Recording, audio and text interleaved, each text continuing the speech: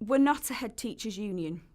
We are a school leaders union, and it is my responsibility as chair to make sure that we are taking the viewpoints and the issues that are important to deputies and assistants, and there are other members as well, but that is our remit, is that it's what is important to our deputies and our assistants.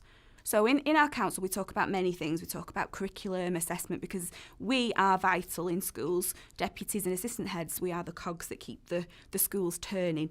And something that we're really proud of that we have been doing is we've been lobbying to make sure that there is dedicated leadership time so that we can have that strategic view of the school and we can have that input and we can make that difference. So the funding crisis has a major impact on deputy and assistant heads.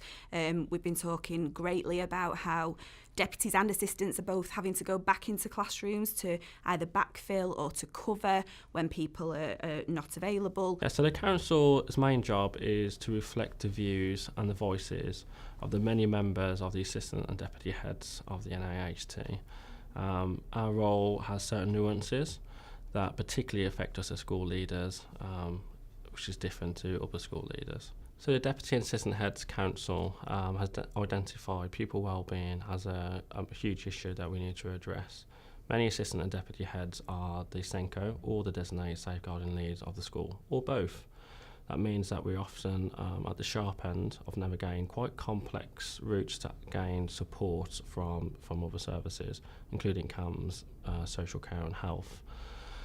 What that means is that from a funding crisis at the moment and an increase in workload, it creates huge pressures for our members to try and fill the gap. And we're quite certain that our members, the deputy and assistant heads, are not there to fill the gap of other services.